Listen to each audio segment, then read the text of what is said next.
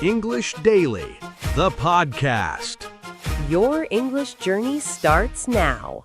Good morning, everyone. Welcome back to English Daily Podcast, the show where we help you master everyday English through real-world topics that matter in your professional and personal life. I'm Jack, and I am so incredibly excited to be here with you today. Hi there, lovely listeners. It's Anna here, and I am absolutely thrilled to have you with us this morning. You know, Jack, I feel like today we're diving into a topic that's affecting so many people in 2026, don't you think? Absolutely, Anna. You know, we've talked about so many different topics on this show over the years, from business negotiations to travel English, from job interviews to small talk. But I feel like this particular topic is perhaps the most important one we've ever covered. It's about survival, honestly. Survival? That's a strong word, Jack. What makes you say that? Because we're living in an era where the boundaries between work and personal life have never been more blurred, Anna. With remote work becoming the norm, with smartphones keeping us constantly connected, with the expectation that we're always available, I genuinely believe that learning to set digital boundaries is a matter of mental health and long-term career sustainability. That's so true, Jack, and I think the proof is all around us. Everywhere you look, people are talking about burnout, about needing to disconnect, about the exhaustion of being always online. This is a universal experience now, especially in knowledge work industries. That's exactly why today's episode is so crucial. We're going to learn how to talk about digital detachment and work-life boundaries in English.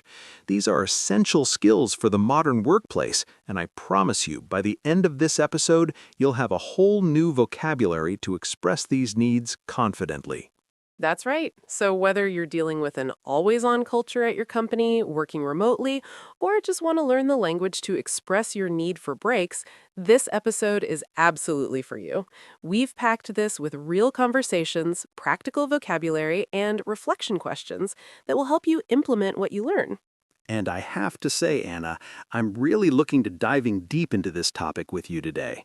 We've both experienced these challenges personally, and I think our listeners will really relate to our stories and insights.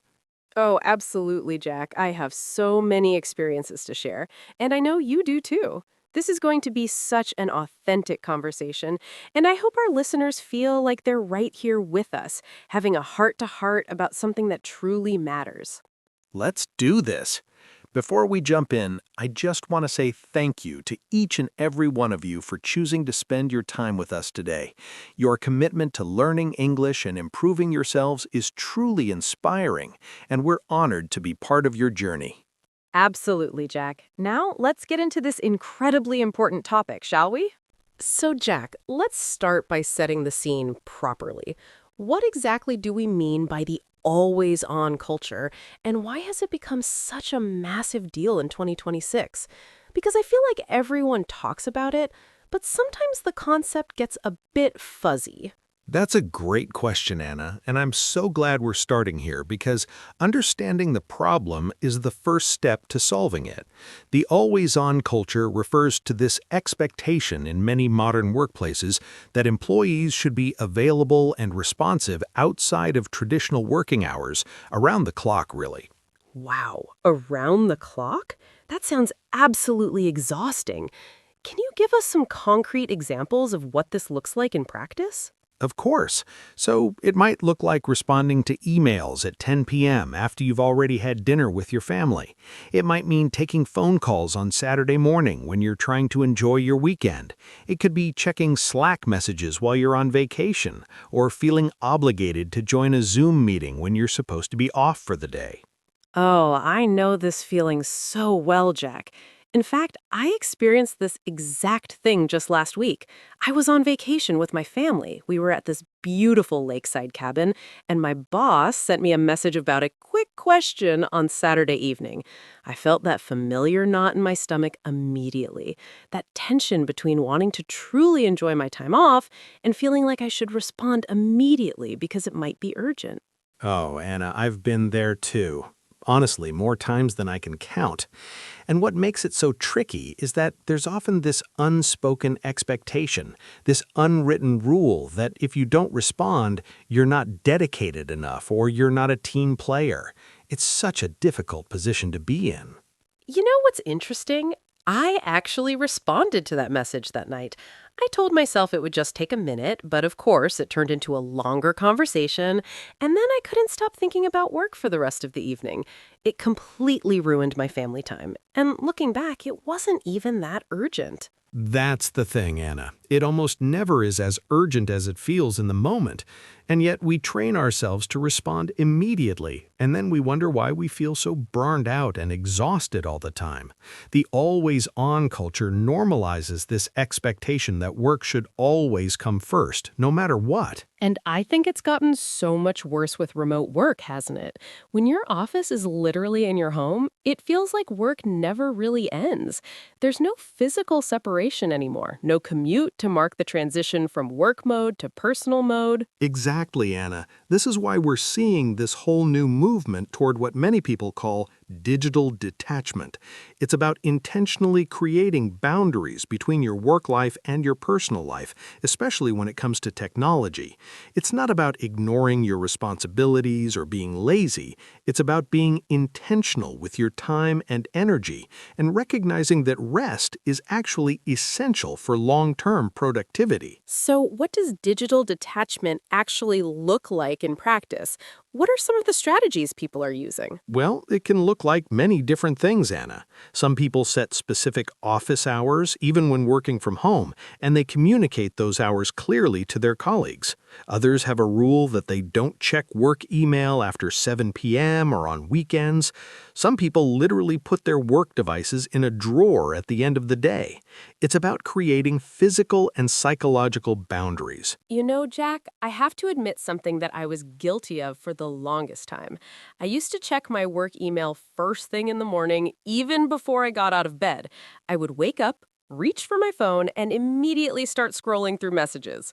I thought I was being proactive and dedicated, but looking back, I realized I was just training myself to be constantly anxious. That's such a common experience, Anna. I've done the same thing, and I think most people listening have too.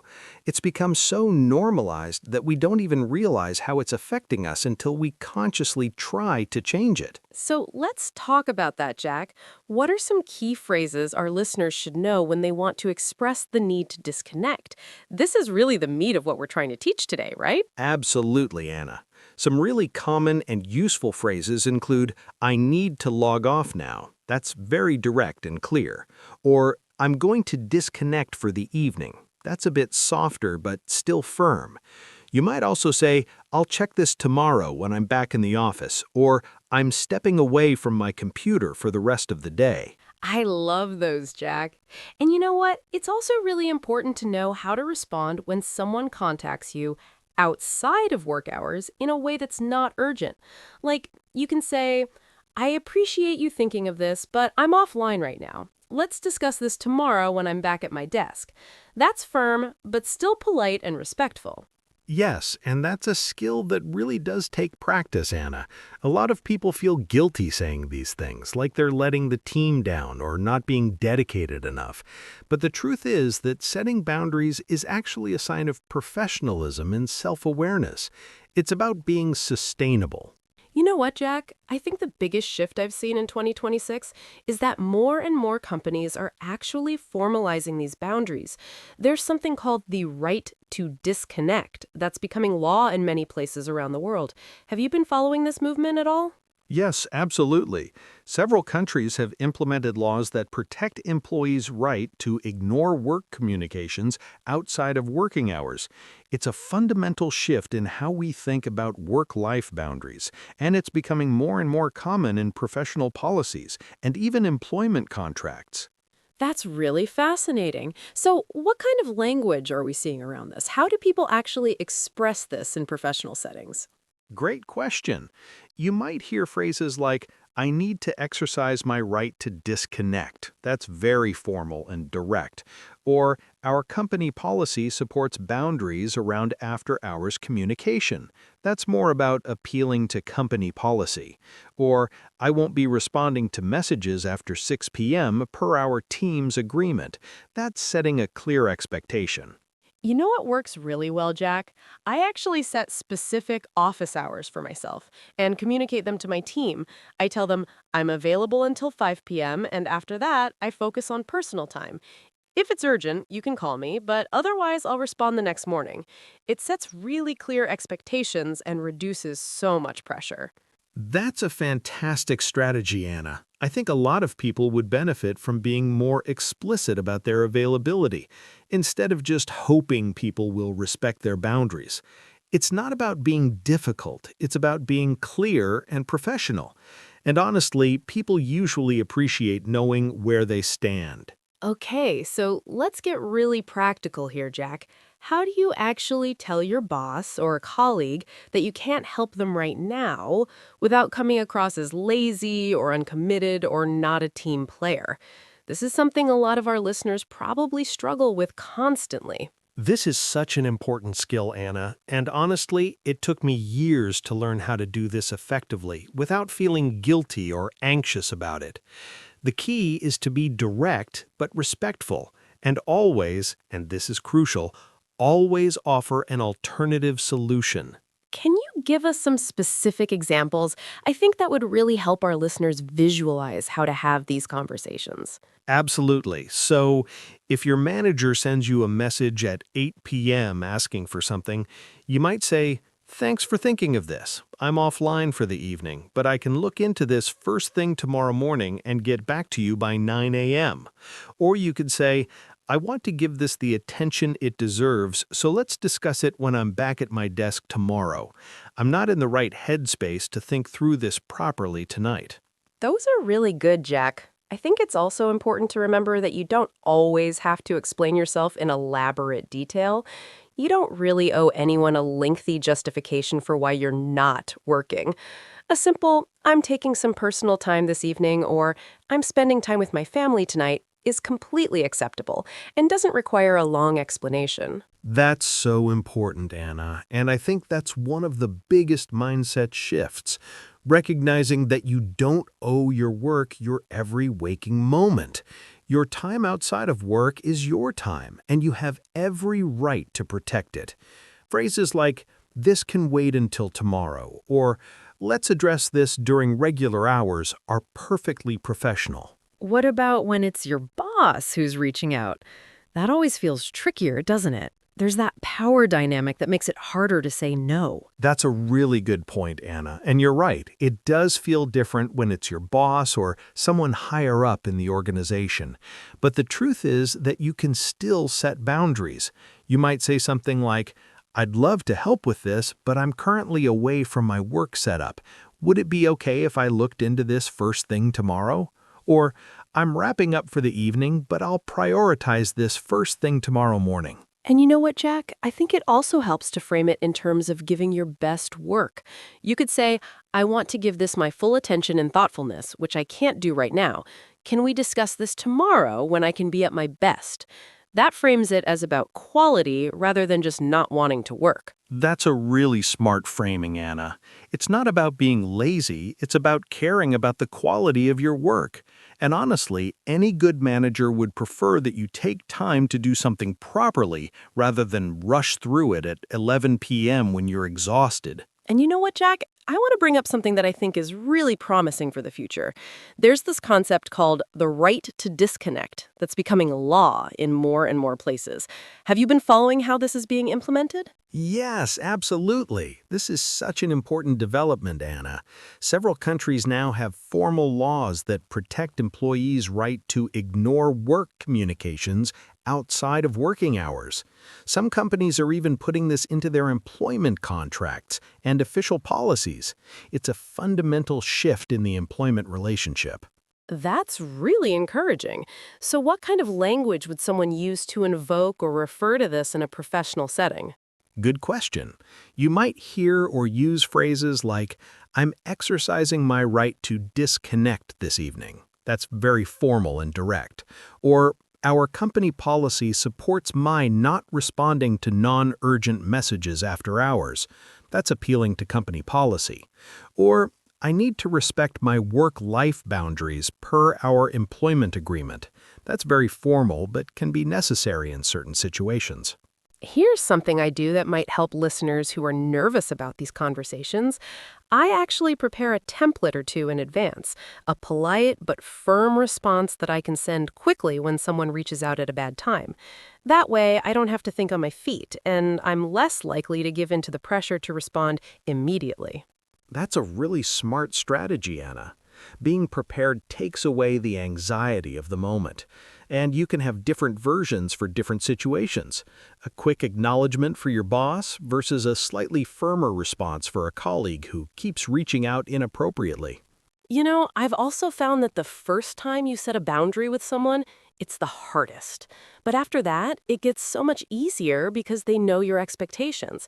It's like training people how to treat you, and once you've established the pattern, it becomes much more natural. That's so true, Anna. And I think there's also something powerful about being consistent. If you sometimes respond at 10 p.m. and sometimes don't, you're sending mixed signals. But if you're consistently offline after a certain time, people eventually get used to it and adjust their expectations. I also want to say that it's okay to have different boundaries for different types of communication.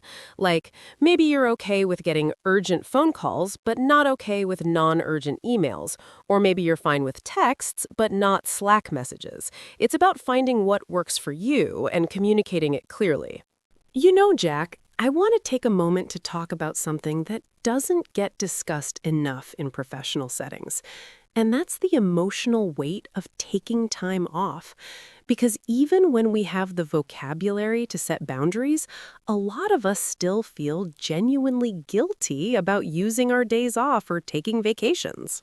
Oh, absolutely, Anna. This is something I struggled with for a really long time, and I think it's such a common experience. There's this pervasive guilt that comes with stepping away from work, like we're somehow letting the team down or showing that we're not dedicated enough or that we're replaceable. Right? And it's so ironic because we would never expect someone else to work on their vacation, but we feel completely entitled to sacrifice our own rest. We tell ourselves that our work is so important that it can't possibly wait, when in reality, the world keeps spinning even when we're not watching it. And here's the thing, and this is backed by research, taking regular breaks actually makes us more productive, not less. It's not a luxury, it's a necessity for sustainable performance. When we're rested, we're more creative, more focused, more effective, and actually more engaged with our work. So let's talk about the actual language here, Jack. How do you talk about needing time off or explain why you're taking a break in a professional way? Some really useful phrases include, I need to recharge. That's simple and direct. Or, I'm taking a mental health day. That's becoming more accepted in professional settings.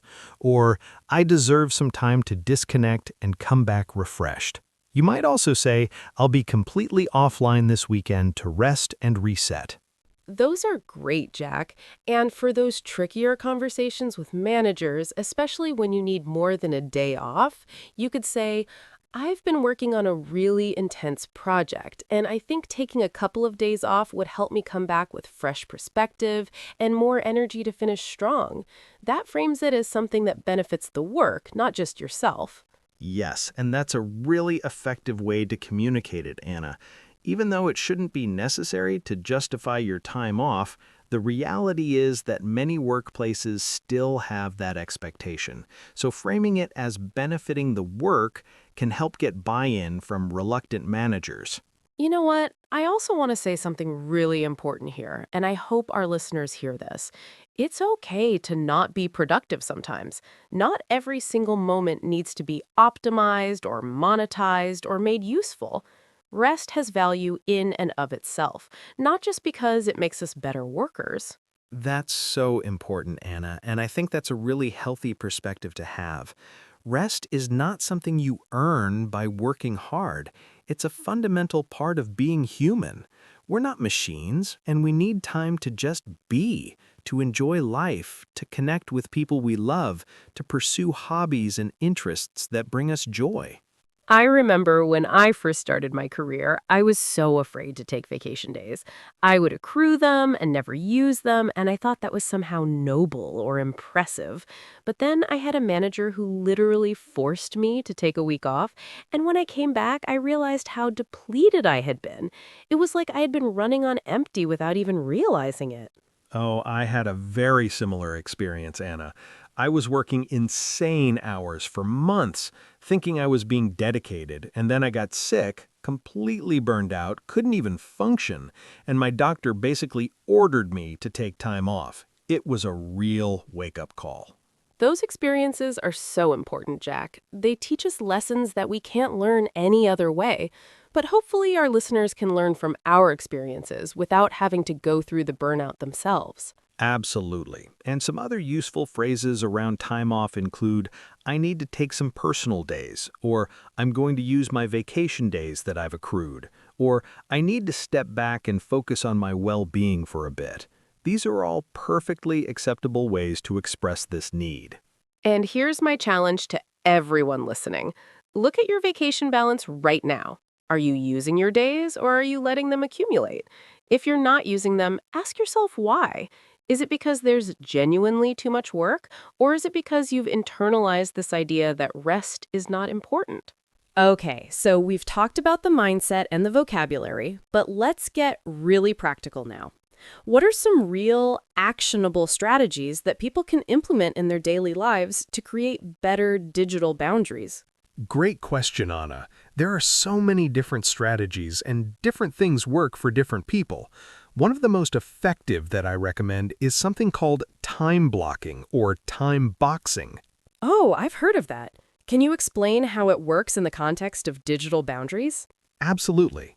Time blocking is where you designate specific times for work and specific times for personal life, and you treat those blocks almost like appointments that can't be moved.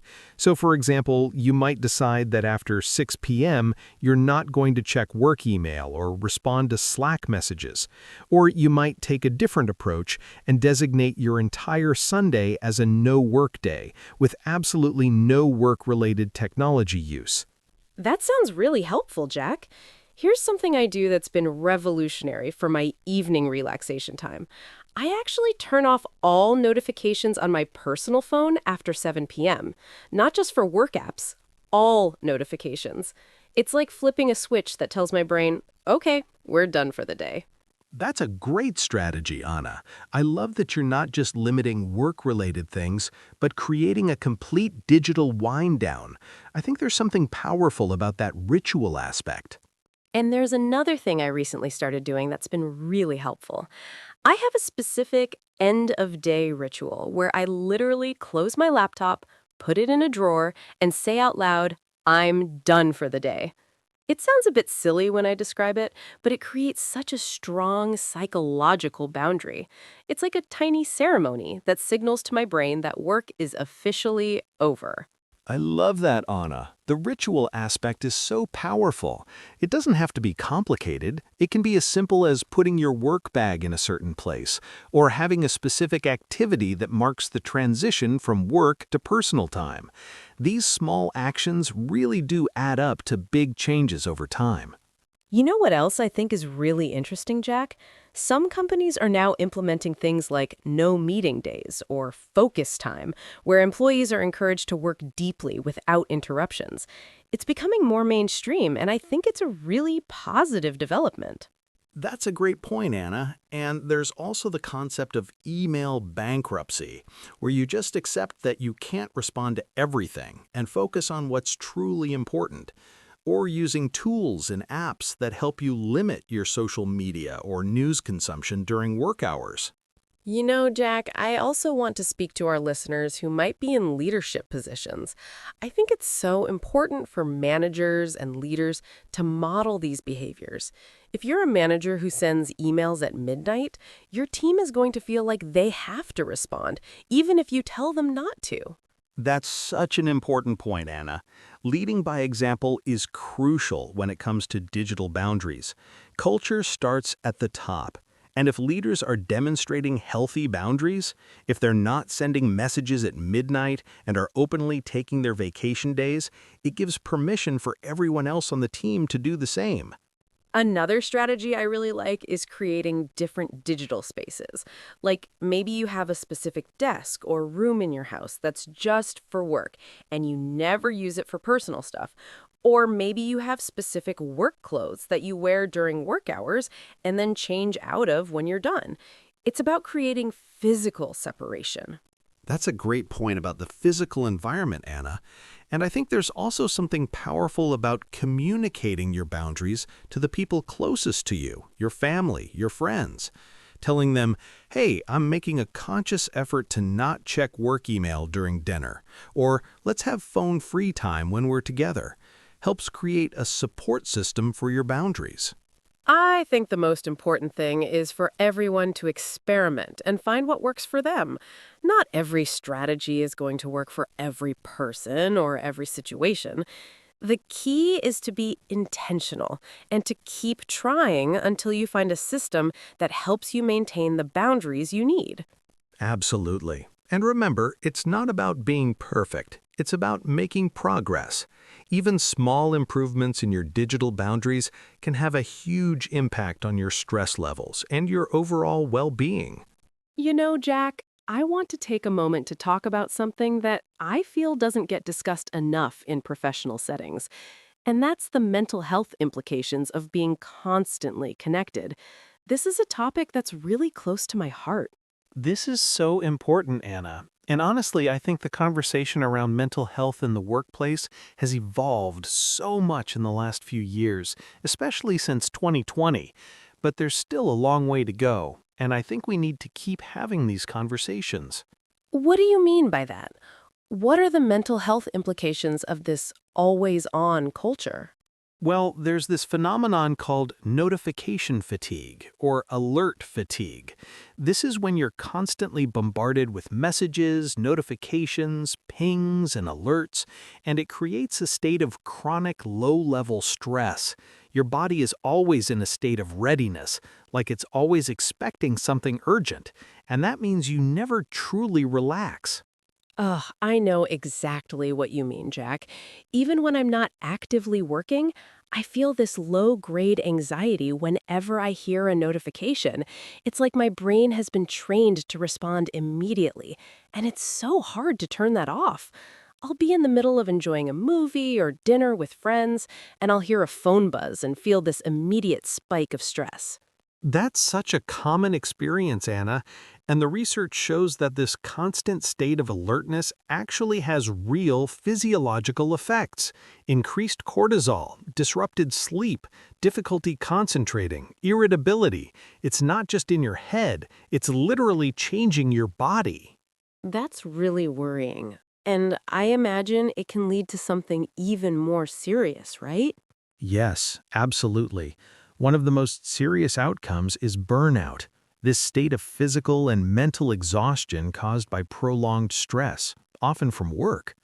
Burnout is now officially recognized by the World Health Organization as an occupational phenomenon, and it's becoming more and more common. So, what are some phrases people should know to talk about this, both with themselves and with others? Great question.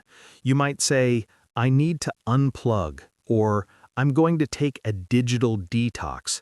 A digital detox is when you intentionally take a break from all digital devices for a period of time, whether that's a few hours, a full day, or even longer. You might also say, I'm experiencing burnout, or I need to prioritize my mental well-being. And those phrases are becoming so much more accepted now in professional settings. Like even 5 years ago, saying, I need a mental health day, might have gotten some weird looks. but now it's much more normalized. That's a really positive shift. Absolutely. Phrases like, I'm taking steps to prevent burnout, or I need to set boundaries for my mental health, or I'm focusing on my well-being, are increasingly acceptable in most workplaces, and I think that's a really healthy development. I actually did a weekend digital detox recently, Jack, and honestly, it was scary at first. I felt like I was missing something, like there was some emergency I wasn't handling. But by the end of the weekend, I felt more relaxed than I had in months. It was like my nervous system finally got to rest. That's such a powerful testimony, Anna, and I'm so glad you had that experience. It really illustrates how our relationship with technology has become almost addictive, and how breaking that cycle can be both frightening and incredibly healing. And I think it's so important for our listeners to know that it's okay to say, I'm not okay. You don't have to be available all the time. Your mental health matters, and taking care of yourself is not selfish. It's actually necessary for your long-term ability to do good work. That's so important, Anna, and I think there's also something to the idea that taking care of your mental health makes you a better colleague, a better team member, a better employee. When you're burned out, you're not doing your best work anyway. Rest isn't the opposite of productivity, it's the foundation of it. I think one of the biggest shifts in 2026 is that companies are starting to recognize that employee well-being directly impacts the bottom line. Burnout leads to turnover, decreased productivity, health problems, and all sorts of other costs. It's in everyone's interest, employees and employers alike, to encourage healthy boundaries. That's a really important point, Anna, and that framing can help convince skeptical leaders or companies to support digital detachment initiatives. When you talk about employee well-being in terms of business outcomes, reduced turnover, increased productivity, better retention, it often gets more attention than just talking about the humanitarian side. And to anyone who's listening and thinking, this sounds great, but my workplace would never go for it, I would say start small. You don't need company-wide policy changes to set your own boundaries. You can start by not responding to that one late-night email, or by taking your full lunch break without checking messages. Absolutely, Anna. Change often starts at the individual level, and as more people set boundaries, it gradually shifts the culture. It can be slow, but it's happening. The conversation around work-life balance and digital boundaries is only getting louder, and that's a really positive trend. So, Jack, let's finish our main conversation by looking ahead. Where do you see all of this heading? What does the future of work-life boundaries look like in the coming years? That's a great question, Anna, and I've been thinking a lot about this. I think we're already seeing some significant shifts, and I believe those shifts will accelerate. For one thing, I think the 4-day work week is going to become much more common. Oh, absolutely. I've been following some of the experiments with that. The results have been really promising, haven't they? They have, actually. Several companies and even some governments have experimented with a 4-day work week, and the results have been remarkable. Productivity often stays the same or even increases, while employee well-being and satisfaction improve dramatically. It's a win-win. And I think the conversation around output over hours is really gaining traction too. Instead of measuring how many hours someone works, more companies are starting to measure what they actually accomplish. It's about results, not time spent at a desk. Exactly, Anna. That's such an important shift in thinking, and I think it ties directly into what we've been talking about. When you measure output rather than hours, people have more flexibility to work when they're most productive and to rest when they need to rest. I also think we'll see more legal protections. The right to disconnect movement is growing, and I wouldn't be surprised to see more countries implementing formal laws and regulations around this. It's already happening in some places, and I think it will spread. That's a really good point. Legal frameworks often lag behind cultural shifts, but they can also accelerate them. When there's a law that protects employees' right to disconnect, it gives people more power to set boundaries without fear of retaliation. You know, Jack, I'm actually really hopeful about the future.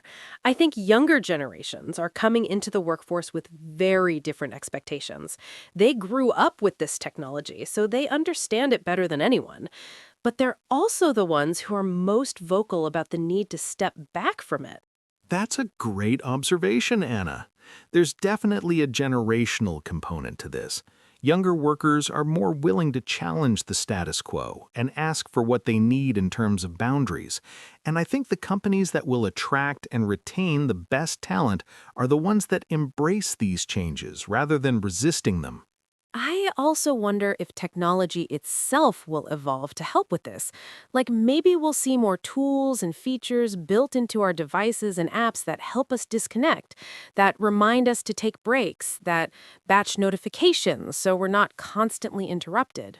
That's a really interesting idea, Anna. We already see some of that. Screen time tracking, notification scheduling, focus modes, but I think there's potential for a lot more.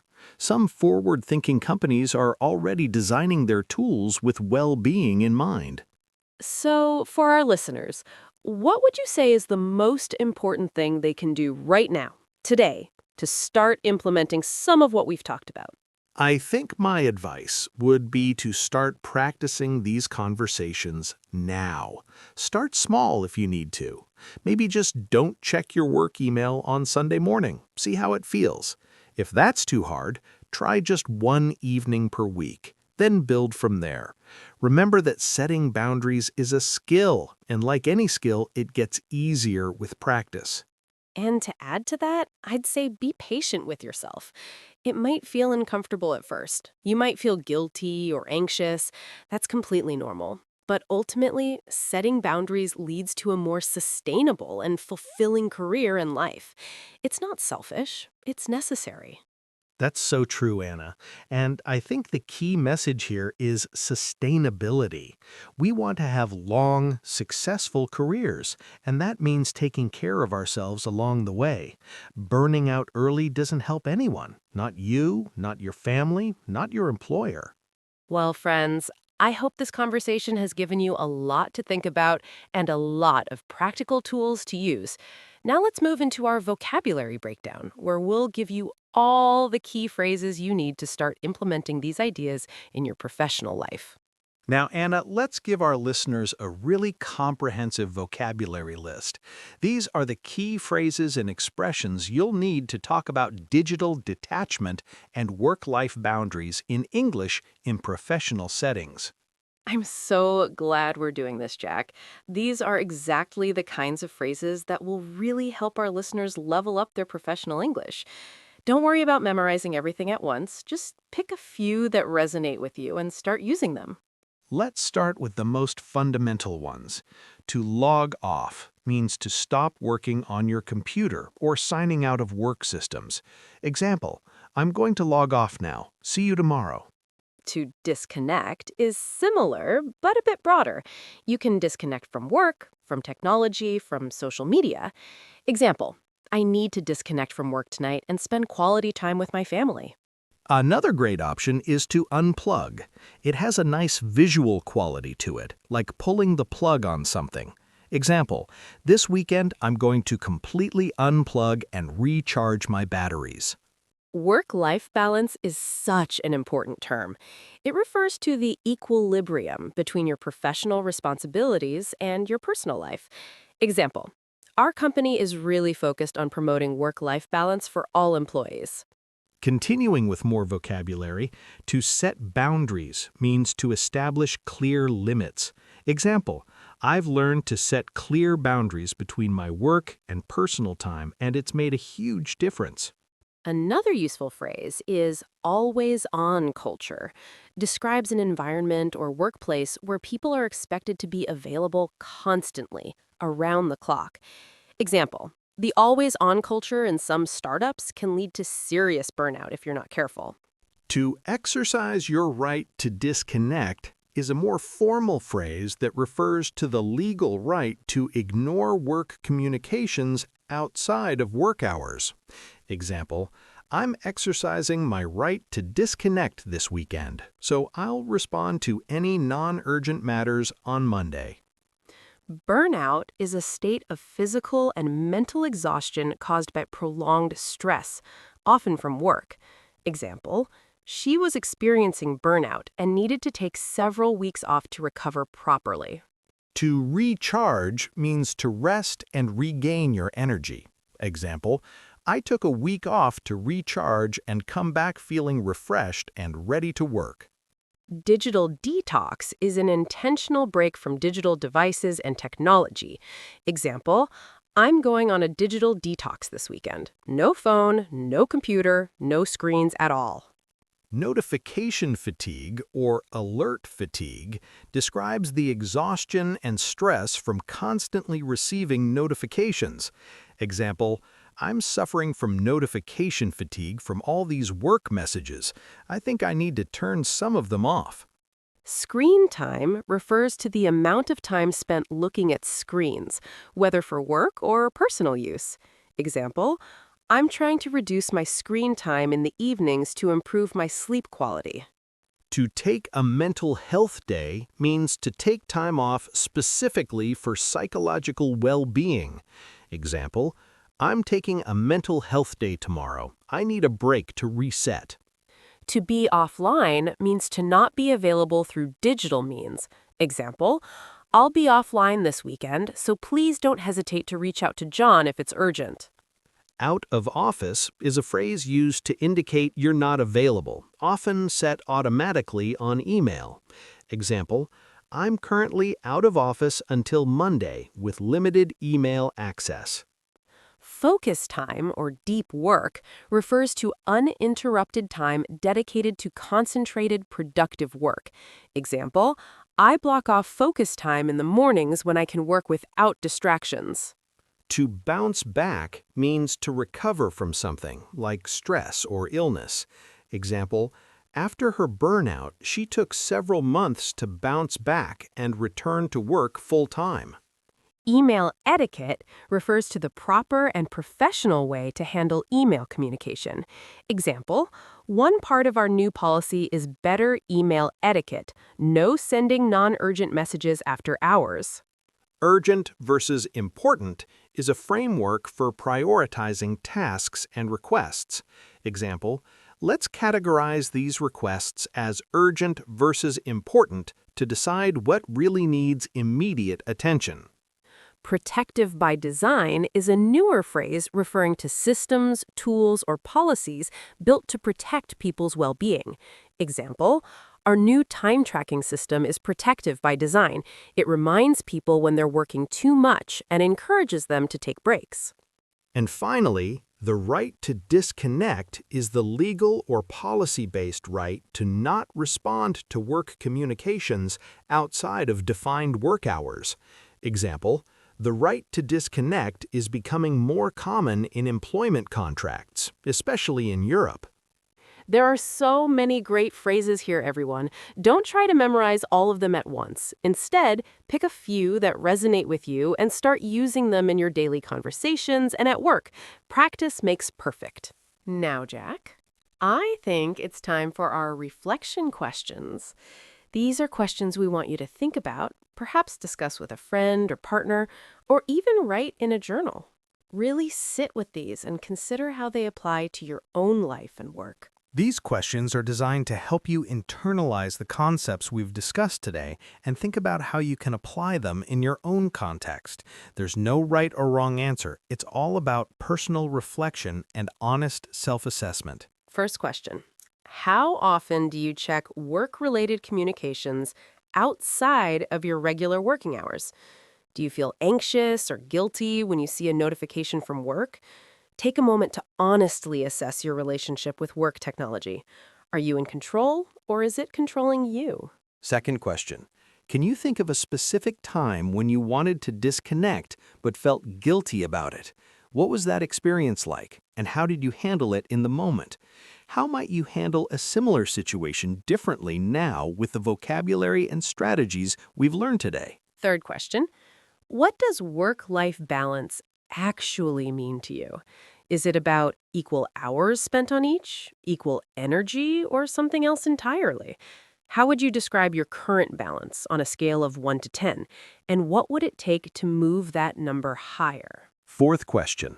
Have you ever experienced burnout?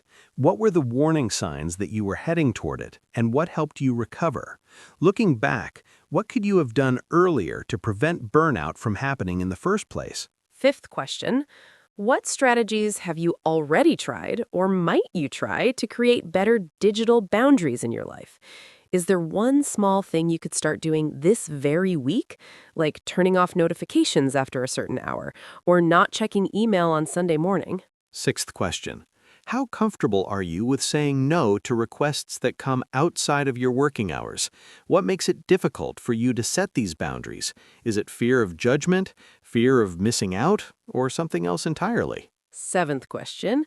Think about a conversation you've had or need to have about setting boundaries with a manager or colleague. What would you say? How might the specific vocabulary from today's episode help you have that conversation more effectively and professionally? Eighth question. What does your ideal digital detachment look like? Is it one full day off per week, no work after 6 p.m., a full vacation with absolutely no connectivity? Take a moment to really visualize what a healthy relationship with work technology would look like for you. Ninth question. How might setting healthier boundaries actually improve your work performance? Can you think of specific ways that rest and disconnection could make you more effective, more creative, or more engaged with your job? Sometimes it's helpful to think about the benefits in work terms. And finally, 10th question. What support do you need from your workplace to achieve better work-life boundaries? Is there something you could suggest to your team or your company that might help not just you, but everyone? Sometimes the best time to ask is when you have good research and vocabulary to back it up. Take your time with these questions, everyone. There's no rush to answer them all immediately. The most important thing is that you start to think critically and honestly about your relationship with work and technology. Change starts with awareness. And remember, we're all on this journey together. None of us have it perfect, and that's completely okay. The important thing is to keep learning, keep growing, and keep prioritizing our well-being. We're human beings, not human doings, and we all need rest to thrive. Well, friends, that brings us to the end of today's episode. I hope you feel more confident now when it comes to expressing your need for digital detachment and work-life boundaries in English. These are such incredibly important skills for the modern workplace, and I'm so glad we could cover them in depth today. We really covered a lot of ground, didn't we, Anna? From understanding the always-on culture to practical strategies for setting boundaries, from the mental health implications to looking at the future. I feel like we gave our listeners a really comprehensive toolkit to work with. We really did.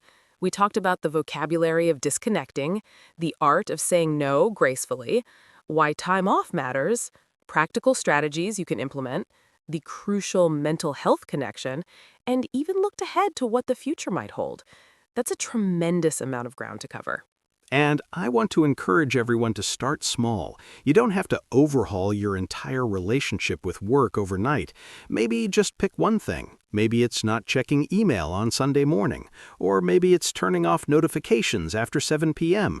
Or maybe it's having a conversation with your manager about your availability. Small steps lead to big changes over time.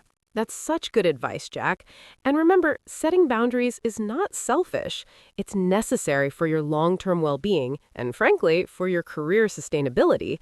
You cannot pour from an empty cup.